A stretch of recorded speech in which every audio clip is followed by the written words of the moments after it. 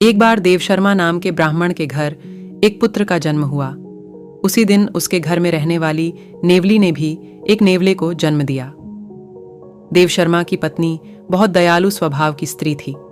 उसने उस छोटे नेवले को भी अपने पुत्र के समान ही पाल पोसा और बड़ा किया। वह नेवला सदा उसके पुत्र के साथ खेलता था। दोनों में बड़ा प्रेम था। देव शर्मा की पत्नी भी दोनों के प्रेम को देखकर प्रसन्न थी, किंतु उसके मन में यह शंका हमेशा रहती थी कि कभी यह नेवला उसके पुत्र को न काट खाए। पशु की बुद्धि नहीं होती, मूर्खतावश वह कोई भी अनिष्ट कर सकता है। एक दिन उसकी इस आशंका का बुरा परिणाम निकल आया। उस दिन देव शर्मा की पत्नी अपने पुत्र को एक वृक्ष की छाया में सुलाकर स्वयं पास के जलाशय से पानी भरने गई थी।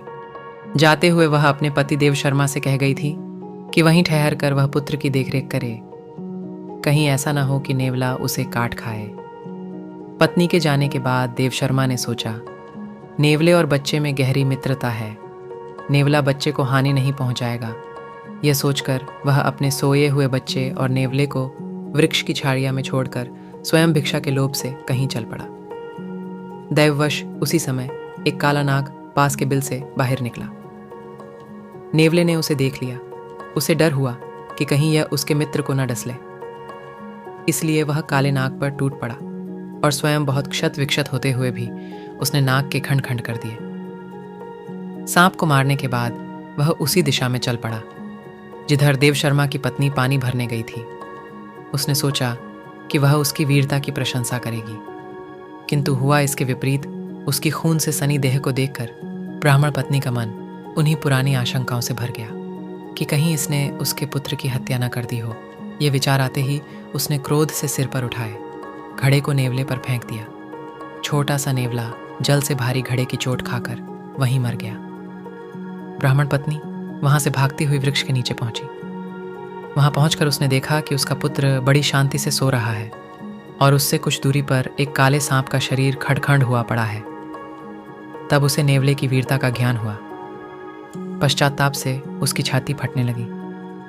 इसी बीच ब्राह्मण देव शर्मा भी वहां आ गया। वहां आकर उसने अपनी पत्नी को विलाप करते देखा तो उसका मन भी सशंकित हो गया, किंतु पुत्र को कुशल पूर्वक सोते देख उसका मन शांत हुआ।